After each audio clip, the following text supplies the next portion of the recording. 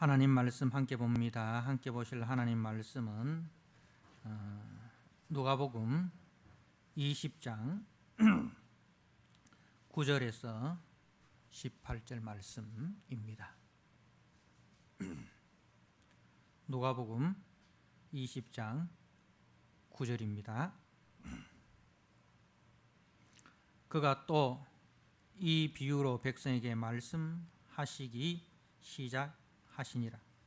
한 사람이 포도원을 만들어 농부들에게 새로 주고 타국에 가서 오래 있다가 때가 이르매 포도원 소출 얼마를 바치게 하려고 한 종을 농부들에게 보내니 농부들이 종을 몹시 때리고 거저 보내었거늘 다시 다른 종을 보내니 그도 몹시 때리고 능욕하고 거저 보내었거늘 다시 세 번째 종을 보내니 이 종도 상하게 하고 내쫓은지라. 포도원 주인이 이르되 어찌할까? 내 사랑하는 아들을 보내리니 그들이 혹 그는 좀대하리라 하였더니 농부들이 그를 보고 서로 의논하여 이르되 이는 상속자니 죽이고 그 유산을 우리의 것으로 만들자 하고 포도원 밖에 내쫓아 죽였느니라. 그런즉 포도원 주인이 이 사람들을 어떻게 하겠느냐? 와서 그 농부들을 진멸하고 포도원을 다른 사람들에게 주리라 하시니 사람들이 듣고 이르되 그렇게 되지 말아지이다 하거늘 그들을 보시며 이르시되 그러면 기록된 바 건축자들의 버린 돌이 모퉁이의 머릿돌이 되었느니라 함이 어찌미냐? 무릇 이 돌 위에 떨어지는 자는 깨어지겠고 이 돌이 사람 위에 떨어지면 그를 가루로 만들어 흩으리라 하시니라. 아멘. 이 시간 할렐루야 찬양대가 영상으로 하나님 앞에 찬양드립니다. 우리 성도님들도 찬양 가운데 많은 은혜가 있으시길 바랍니다.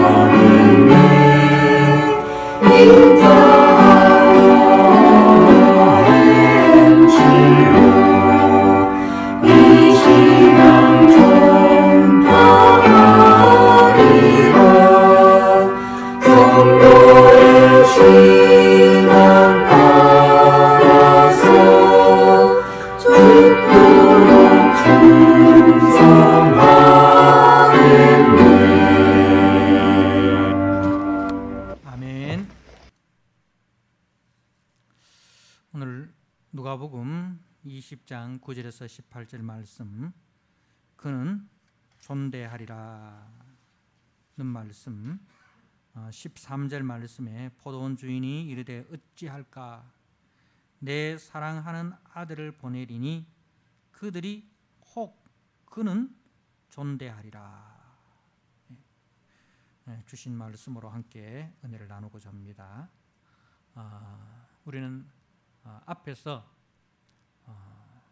참 성전이 되시고 또 온전한 대속제물 되신 우리 주님께서 죄인들을 구원하여 하나님의 거룩한 자녀 삼으시기 위해서 이제 그 성전에 오셨습니다.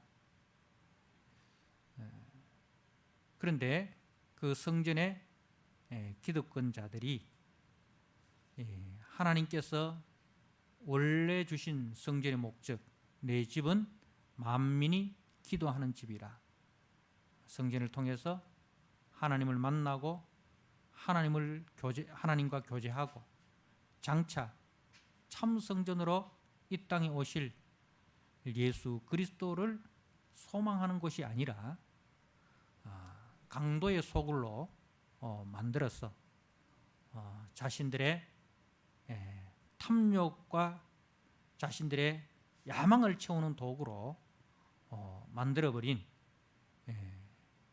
저들을 향해서 주님은 다시 회개하고 돌아올 것을 말씀을 하십니다. 주님께서 성전을 정화시키시고 또 성전에서 말씀을 가르치심은 저들에 대한 심판이라기보다는 그 심판을 통해서 회개하고 돌아오기를 요구하시는 주님의 끝없는 사랑이었습니다. 그럼에도 불구하고 저들은 그 주님의 사랑의 요구를 외면하고 자기들의 밥그릇을 빼앗았다라는, 밥그릇을 깨뜨렸다라는 그런 생각으로 예수님을 죽이려고 관계를 꾸밉니다. 그래서 예수님께 나와서 이제 무슨 권위로 이런 일을 하느냐, 이 권위를 준 자가 누구이냐, 이렇게 그 예수님의 그 성전 정화의 사건을 가지고 이제 올무를 놓는 것입니다. 예수님의 권위가 하늘로부터냐 사람으로부터냐라는 것을 요구를 한 것입니다. 그런데 예수님은 오히려 역으로 저들에게 질문을 던지십니다. 세례 요한의 세례가 하늘로부터냐 사람으로부터냐 라는 역질문을 던짐으로써 저들의 관계를 피할 뿐만 아니라 예수님이 하늘로부터 오신 분이라는 사실을 다시 한번 가르치시는 것입니다. 세례 요한이 이 요단강에서 세례를 주면서 예수님을 향해서 나는 물로 세례를 주거니와 내 뒤에 오시는 분은 성령과 불로 세례를 주시리라 하셔서 자신의 뒤에 오시는 그리스도가 바로 하나님께서 약속하신 그 메시아, 하나님의 아들임을 증거한 것입니다. 그래서 예수님은 이 질문을 통해서 저들에게 예수님은 하나님의 아들로서 이 땅에 오신 그리스도시라는 사실을 증거하신 거예요. 그래서 그리스도를 만나고 자신들의 행위를 회개하고 돌아올 것을 요청하신 것입니다. 자, 그런데 이들은 예수님의 질문에 이제 모른다라는 것으로 그 질문을 피해버립니다. 회개할 기회를 놓쳐버린 것이죠. 회개할 기회가 주어졌음에도 그 회개를 거부하고 모른다는 것으로 예수님께 굴복하지 않은 것입니다. 자, 그래서 이제 오늘 본문 말씀이 주어지는 것입니다. 9절에 그가 또 이 비유로 백성에게 말씀하시기를 시작하시니라. 그래서 이 포도원 농부 비유는 이제 예수님의 그 회개의 요청에도 불구하고 회개치 아니하고 오히려 마음이 더 완악하고 강팍해진 저들에 대한 우리 주님의 다시 한번 회개를 요청하는 사랑의 메시지다, 이렇게 우리는 보아야 합니다. 자, 주님의 그 비유의 말씀이 이렇습니다. 한 사람이 포도원을 만들고 농부들에게 세로 주고 타국으로 가서 오래 있다가 때가 이름에 포도원 소출 얼마를 바치게 하려고 한 종을 농부들에게 보내었다. 이렇게 이제 주님께서 말씀을 시작을 합니다. 이 상황은 당시 유대인들에게 있어서 아주 익숙하게 들었던 이야기입니다. 이제 예수님 당시에 이 유대 땅은, 이스라엘은 로마의 식민지로 살았고, 그리고 또 이 완악하고 강팍한 종교 지도자들에 의해서 굉장히 많은 어려움을 겪고 있었습니다. 그래서 이제 그 땅의 소유자들이 이제 그 땅을 소작농들에게 맡겨놓고 자신들은 외국에 떠나 있었어요. 이런 사람을 가지고 우리는 디아스포라라고 하죠. 나중에 우리가 바울 서신들을 읽어보면 이제 바울이 가는 곳마다 거기에 유대인들이 회당을 짓고, 그죠? 하나님을 섬기고 있었지 않습니까? 바로 그런 사람들입니다. 그래서 이 사람들이 이제 자기 땅을 소작농들에게 주고 난 이후에 이제 소출이 있을 때 사람들을 보내 가지고 이제 그 소출의 일부 세를 받아서 그렇게 생활을 하는 그런 내용은 예수님 당시 사람들에게 있어서는 아주 익숙한 이야기였어요. 자, 그런데 이제 문제는 어디서 시작이 되느냐 하면은 10절 하반절에 자, 농부들에게 보냈는데 농부들이 종을 몹시 때리고 거저 보냈다는 사실입니다. 자기들은 그 주인에게, 포도원 주인에게 이제 반드시 드려야 할 의무가 있습니다. 왜? 주인과 그렇게 약속을 했고, 또 자기 자신들이 주인의 그 밭을 붙인다는 것은 주인이 자기들에게 베푼 은혜입니다.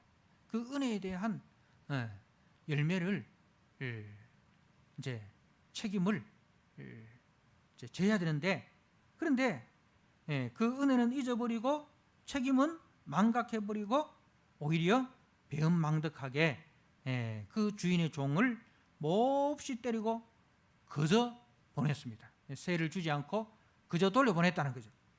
자, 그러니 주인이 어떻게 합니까? 11절에 다시 다른 종을 보냅니다. 그런데 강도가 더 세집니다. 그도 몹시 때리고, 그리고 이제 하나가 더 추가되죠. 능욕하고 거저 보내었거늘. 능욕하고 수치를 준다 이 말입니다. 우리가 구약 성경에 보면 이제 그 다윗이 이 사신들을 다른 나라에 보내지 않아요? 근데 그 다른 나라에서 다윗을 모욕하기 위해서 그 사신들의 그 엉덩이 부분을, 그 옷 엉덩이 부분을 잘라버립니다. 그래서 엉덩이를 노출시키는 거예요. 그래서 이거는 이제 수치를 주는 거죠. 능욕을 하는 것입니다. 그러니까 이거는 종을 능욕하는 것이 아니라 주인을 능욕하는 거잖아요. 그래서 다윗이 그 부분에서 굉장히 분노했던 것을 우리가 기억합니다. 그러니까 그 주인에 대한 능욕입니다. 주인을 아주 우습게 여기는 거예요. 주인을 아주 우습게 여기고 주인에 대해서 그냥 이제 비웃는 겁니다. 자, 그리고 그러자 또 주인이 이 세 번째 종을 보냅니다. 12절에 다시 세 번째 종을 보내는데 이 종도 상하게 하고 내쫓은지라. 우리 성경에는 그냥 상하게 하고 내쫓은지라 이렇게 되어 있는데, 이게 구체적으로 어떤 거냐면은 머리부터 발끝까지 심하게 때린다 이 말입니다. 머리부터 발끝까지 완전 두들겨 패서 상한 곳이 없도록 하는 거죠. 머리부터 발끝까지 두들겨 패서 상한 곳이 없도록 해서 내 쫓았다 이 말은 내 버렸다, 길가에 내 던져버렸다 이 말입니다. 그러니까 그야말로 거반 죽게 될 정도로 두들겨 패가지고 그냥 길거리에 내 던져버린 거예요. 자, 이 비유는 이제 구약 시대가 하나님 앞에 어떻게 했는가라는 것을 보여주고 있습니다. 구약 이스라엘이 이 하나님 앞에 어떻게 했는가. 자, 포도원은 하나님의 선민인 이스라엘을 상징합니다. 우리가 이사야 5장 말씀해 보면 이제 그 이야기를 구체적으로 하고 있죠. 우리 하나님 아버지께서 극상품 포도나무를 심고 그리고 울타리를 두르고 거름을 주고 해서 이제 극상품 포도가 열리기를 기대했는데 어떤 포도가 맺힙니까? 덜 포도가 맺혔다는 것이죠.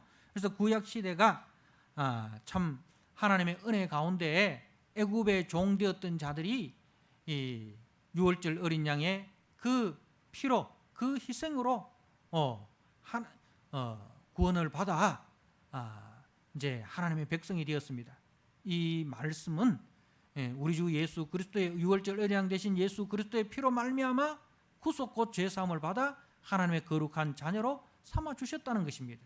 자, 그리고 저들을 가나안 땅에 우리 하나님께서 심으셨습니다. 가나안 땅을 우리 하나님께서 아브라함에게 약속하신 대로 저들에게 기업으로 주시고 그리고 제사장 나라로 저들을 세우신 것입니다. 자, 그런데 저들이 어떻게 했습니까? 우리 하나님께서는 저들을 향해서 의의 열매를 맺기를 기대하셨습니다. 그리고 하나님의 종들을 보내어서 의의 열매를 요구하였습니다. 그러나 저들은 하나님이 기대하시고 요구하시는 그 의의 길을 걸어가지 않을 뿐더러 오히려 가나안의 그 우상 문화와 그 가나안의 가치, 가나안의 기준을 따라서 세상보다 더 악하고 추한 자들이 되었습니다. 그래서 우리 하나님은 선지자들을 부지런히 보내셨습니다. 우리가 예레미야 29장 19절 말씀해 보면 그렇게 묘사를 하고 있습니다. 우리 하나님께서 꾸준히 선지자를 보내셨다 그렇게 말씀을 합니다. 우리 하나님께서 북이스라엘을 향해서 또 남쪽 유다를 향해서 선지자들을 꾸준히 부지런히 보내셨지만 그러나 저들은 그 선지자들을 때리고 모욕을 하고 그리고 심지어는 이제 죽이기까지 하였습니다. 우리가 잘 아는 이 예레미야도 그렇지 않습니까? 예레미야가 이제 하나님의 말씀을 전하였을 때에 저들이 예레미야를 웅덩이에 던지기도 하고 물 없는 웅덩이에 던지기도 하고 감옥에 가두기도 하고 그리고 나중에는 이 예레미야 선지자를 죽이기까지 하였습니다. 그래서 이제 우리 하나님 아버지께서 이제 어떻게 하셨습니까? 오늘 말씀에 보니까 13절에 포도원 주인이 이르되 어찌할까? 이 완악하고 강박한 이 자기 백성들을 어떻게 할까? 어찌할까? 이 어찌할까라는 것은 심판에 대한 고민일까요? 아니면 어떻게 하면 저들이 돌아올까 하는 그 고민일까요? 심판에 대한 고민이라기보다는 우리 하나님 아버지께서 자기 아들을 이 땅에 보내신 것은 심판하기 위함이 아니라 구원하기 위함 아닙니까? 그죠? 그래서 어찌할까? 이렇게 반역하고 이렇게 강팍하고 완악한 은혜를 모르는 백성들을 향해서도 우리 주님은 오래 참으시고 그리고 긍휼 베푸시기를 원하셔서 긍휼의 최고봉인 사랑하는 아들을 보내셨습니다. 내 사랑하는 아들을 보내리니 그들이 혹 그는 존대하리라. 그는 존대하리라. 그는 그의 말은 듣고 회개하고 돌아올 것이다. 하나님은 그렇게 기대를 하시고 자기 아들을 보내신 것입니다. 하나님이 세상을 이처럼 사랑하사 독생자를 주셨습니다. 그 독생자를 주신 목적이 무엇입니까? 우리에게 구원을 베푸시기 위함입니다. 자, 그런데 저들은 그 하나님의 끝없는 사랑에 대해서, 그 끝없는 용서와 회개의 요청에 대해서 어떻게 보응합니까? 14절 말씀입니다. 농부들이 그를 보고 서로 의논하여 이르되 이는 상속자니 죽이고 그 유산을 우리 것으로 만들자. 자, 그 아들을 어떻게 대했습니까? 이는 상속자니 죽이고 그 유산을 우리 것으로 만들자.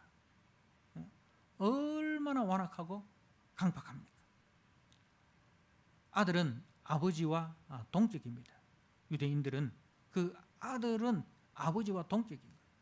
그래서 아들을 보냈다는 것은 하나님 자신을 보냈다는 것과 똑같은 거예요.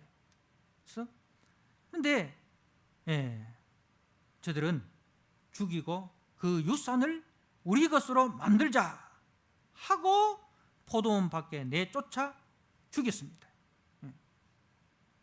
포도원 밖으로 내쫓아 죽였습니다. 그래서 이 말씀을 히브리서 13장 말씀은 우리 주님께서 영문 밖에서 죽으셨다. 예루살렘 성 밖, 그 골고다 언덕에서 주님은 십자가에 못 박혀 처참하게 죽임을 당하신 것입니다. 자, 그런데 그것으로 끝이 났습니까? 그것으로 끝이 났습니까? 그 뒤의 말씀에 자, 그런즉 포도원 주인이 이 사람들을 어떻게 하겠느냐? 이제 포도원 주인이 어떻게 하겠습니까? 16절에 와서 그 농부들을 진멸하고 포도원을 다른 사람들에게 주리라. 그 농부들은 누굽니까? 이스라엘의 종교 지도자들입니다. 그리고 그 종교 지도자들 다른 자들입니다. 이들을 진멸하고, 그래서 이것 역사적으로 AD 70년 우리 주님 께서 예언하신 대로 이스라엘은 로마에 의해서 완전히 진멸을 당하게 됩니다. 자, 그리고 그 다음 말씀, 진멸하고 누구에게 주어집니까? 포도원을 다른 사람들에게 주리라. 다른 사람이 누굽니까? 12사도를 이제 12사도와 그 터 위에 세워진 교회입니다. 우리 교회는 사도와 선지자들의 터 위에 세워졌습니다. 그래서 이제 교회가 새 이스라엘이 된 것입니다. 교회에게 이제 우리 하나님 아버지께서는 사명을 주셨습니다. 이스라엘에게 주신 사명, 너희가 하나님의 거룩한 제사장이 될 것이다. 그것이 이제 이스라엘의 사명 아닙니까? 그런데 그 이스라엘의 사명이 저와 여러분 새 이스라엘에게 주어진 것입니다. 그래서 성경은 우리에게 너희는 세상의 빛이고 너희는 세상의 소금이다. 그렇게 말씀을 하고 계십니다. 자, 그 뒤에 말씀을 이제 보십시오. 17절입니다. 그들을 보시며 이르시되 그러면 기록된 바 건축자들이 버린 돌이 모퉁이의 머릿돌이 되었느니라. 자, 포도원 밖에서 내쫓아 죽였습니다. 그런데 그 건축자들이 버린 돌, 건축자는 유대 종교 지도자를 말합니다. 하나님께서 하나님의 나라와 하나님의 교회를 세우고 그 교회를 관리하라고 건축자들로 저들을 세웠습니다. 그런데 저들이 이 하나님께서 주신 돌, 하나님이 사랑하는 그 선지자, 하나님이 사랑하는 아들을 던져버렸어요. 왜 던져버렸습니까? 건축자들이 왜 던져버릴까요? 건축자들은 자기가 짓고자 하는 집이 있잖아요, 그죠? 근데 그 집에 이 돌이 안 맞아. 이 돌이 천지 쓸 데가 없어. 오히려 이 집을 짓는데 오히려 이 돌이 방해거리가 돼. 그래서 던져버리는 거예요, 그죠?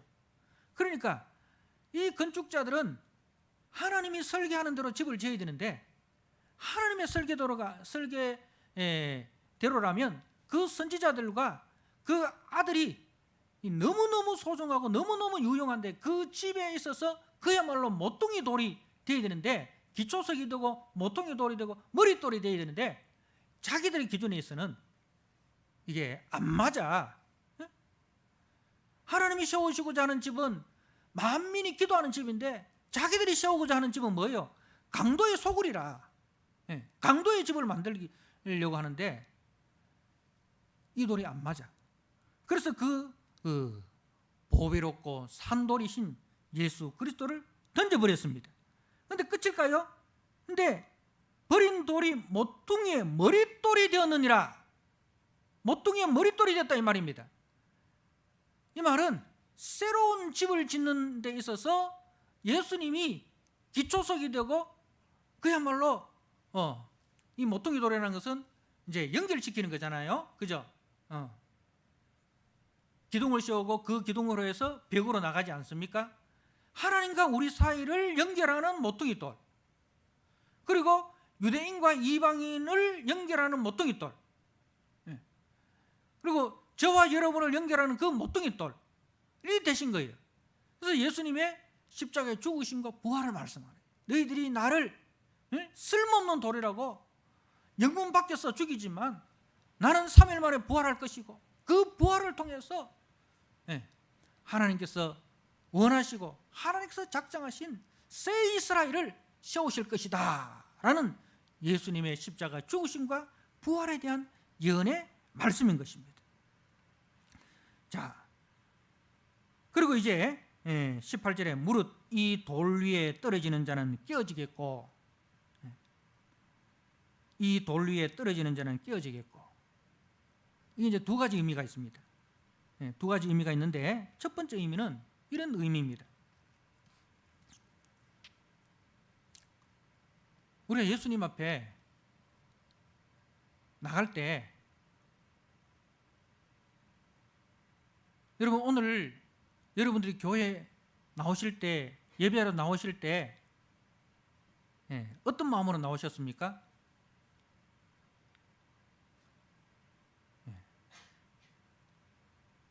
바로 이런 마음입니다. 주님, 나는 주님 앞에서 깨어져야 합니다. 주님, 나를 깨뜨려 주십시오.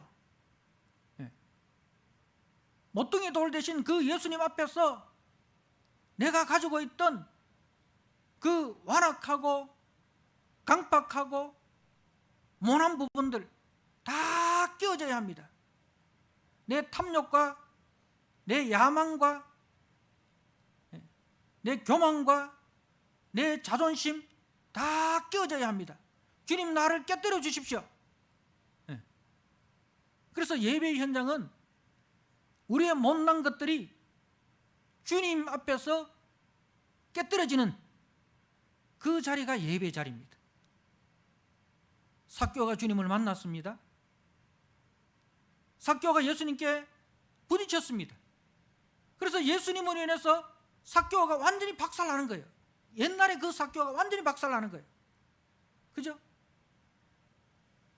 자기의 피를 채우기 위해서 동족들의 피를 빨아서, 동족들의 눈물을 빨아서 채웠던 그 욕심, 그 야망, 다 깨어진 거예요. 그래서 주님 앞에 고백하기를 내 재산의 절반을 팔아서 가난한 자에 나눠주겠습니다. 누구의 것을 토생한 것이 있다면 4배나 갚겠습니다. 삭개오가 주님을 만나고 상한 심령이 깨어졌어요. 마음이 깨어졌어요. 예. 상한 심령이 된 거예요. 예. 예. 우리가 복음성 중에 이런 복음성 있지 않습니까? 부서져야 하리. 예. 부서져야 하리. 그죠? 예. 부서져야 합니다. 예. 파도가 바위에 바위에 부딪혀서 산산이 부서지듯이 우리가 모퉁이 돌 대신 그 주님 앞에 부딪혀서 우리가 산산이 옛사람이 깨어져야 됩니다. 예. 그래서 내가 그리스도와 함께 십자가에 못 박혔나니 그런즉 이제는 내가 죽고 내 안에서 그리스도가 사는 삶으로 그런 의미죠. 그래서 무릇 이 돌 위에 떨어지는 자는 깨어지겠고. 사랑하는 성도 여러분, 주님이 기준이 되어야 됩니다. 주님이 최고의 가치가 되어야 됩니다. 주님이 우리의 최종 목표가 되어야 됩니다. 우리의 목표를 위해서 주님을 이용하는 자가 아니라 그 목표를 깨뜨리고 주님이 우리에게 주시는 목표, 주님이 우리에게 주시는 그 기준, 주님이 우리에게 주시는 그 가치가 되어야 됩니다. 좁은 문입니다. 좁은 길입니다. 낙타가 바늘 끼로 들어가는 것보다 더 좁은 문이에요. 그렇기 때문에 나를 내려놓지 않고는 절대로 그 길로, 그 문으로 들어갈 수도 걸어갈 수도 없습니다.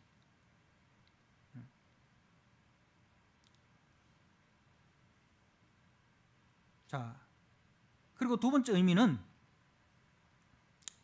주님을 깨뜨리려고 하는 자를 말합니다.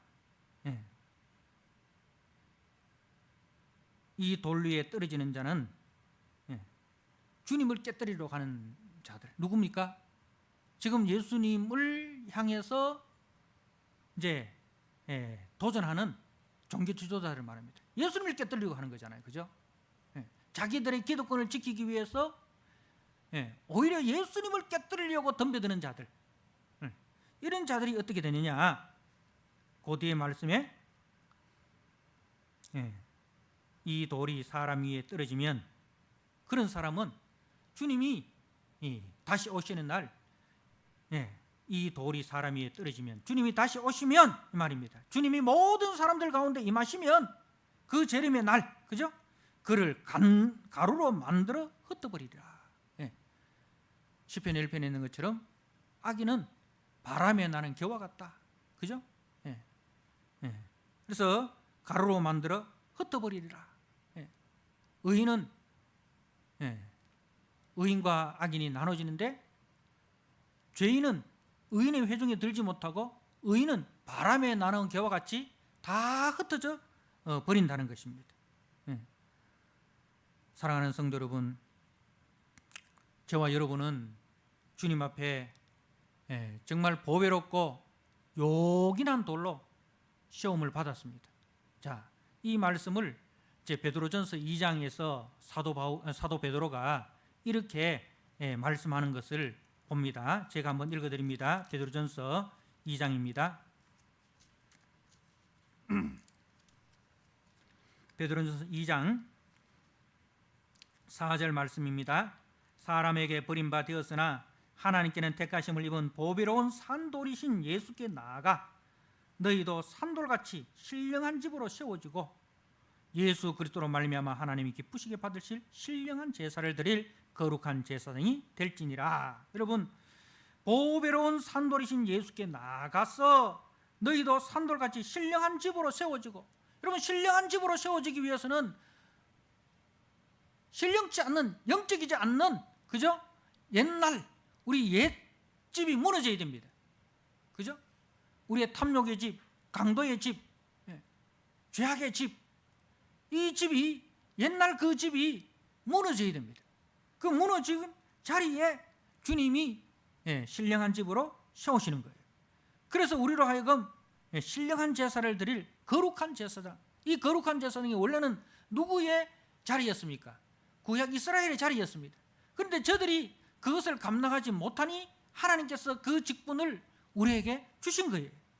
자, 그래서 6절에 성경에 기록되었을 때 보라 내가 택한 보배로운 모퉁이 돌을, 그 모퉁이 돌이 이 보배로운 모퉁이 돌이라. 우리 하나님 보시기에는 보배로운 모퉁이 돌입니다. 여러분, 여러분의 기준에서는 그 예수님이 어떤 모퉁이 돌입니까?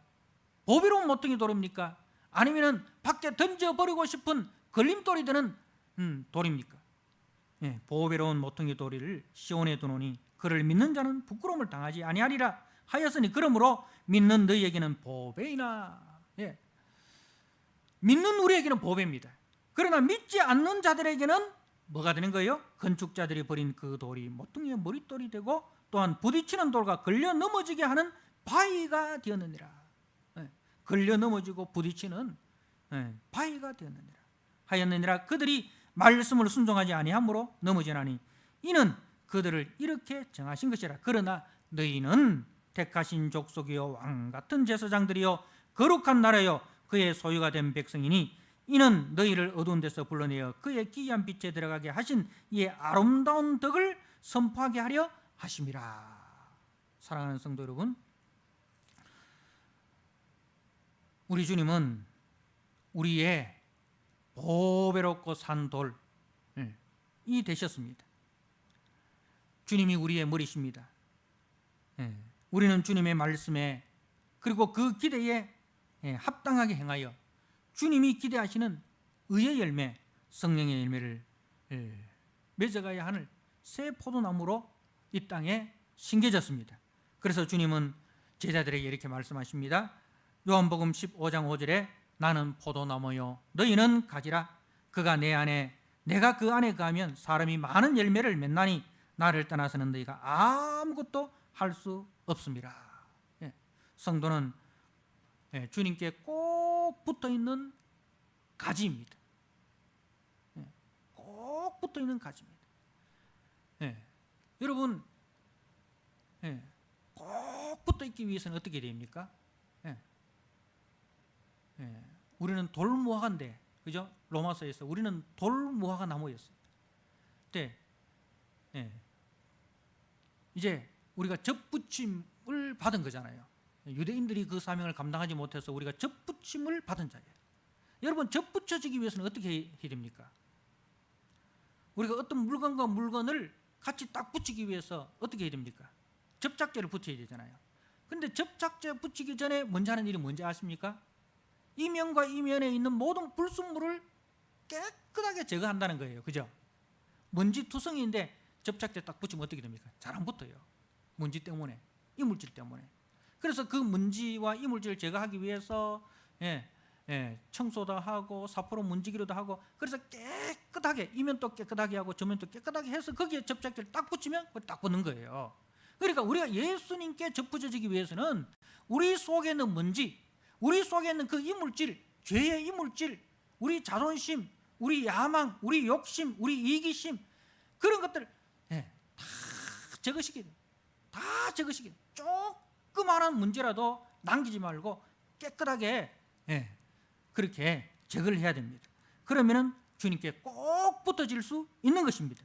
그래서 세상이 좋아 보여도 우리 주님이 최고임을 믿고 그 주님의 말씀을 따라 참 이 길이 힘들고 어렵고 외롭고 쓸쓸해도 손해가 되어도 자존심 상해도 때로는 주님 손 꼭 잡고 그 주님이 걸어가신 그 길을 따라가는 자가 제자고, 그런 사람들이 성도고, 그런 사람들이 교회입니다. 그런 사람들이 주님 다시 오실 때 주님이 어떻게 하십니까? 잘하였도다 착하고 충성된 종아, 네가 진짜 보배롭고 존귀한 돌이다. 주님이 우리를 그렇게 맞아주실 것입니다. 그렇게 주님 오실 그날까지 주님께 꼭 붙어서 주님과 함께 신령한 집으로 세워지고 신령한 제사장으로 살아가는 저와 여러분 되기를 주님의 이름으로 축복합니다. 아멘. 우리 하나님 아버지, 오늘 말씀을 통해서 구약 이스라엘이 우리 하나님 앞에 어떻게 했는지, 그리고 예수님 당시의 종교 지도자들이 주님을 어떻게 대했는지 보았습니다. 저들은 그 주님 앞에 대항하다가 주님 앞에 그 사명을 빼앗겨버리고 그 직분을 빼앗겨버렸습니다. 그 자리에 우리가 이제 저들이 감당해야 될 거룩한 제사장으로 시험을 입었습니다. 주님이 기대하시고 주님이 요구하시는 의의 열매를 맺고 주님이 기대하시는 거룩한 제사장으로 우리 모든 성도들이 세워지게 하여 주시옵소서. 주님 앞에 모든 우리의 옛사람이 부서지고 깨끗이 부서져서 이제 주님 앞에 완전히 접붙임 받은 자 되어 주님과 함께 주님 다시 오실 그날까지 주님이 걸어가신 그 좁은 문 좁은 길 힘차게 걸어가는, 그래야 우리도 살고 남도 살리는 그러한 성도 교회 되게 하여 주옵소서. 예수님께 하신 이름으로 감사하며 기도드리옵나이다.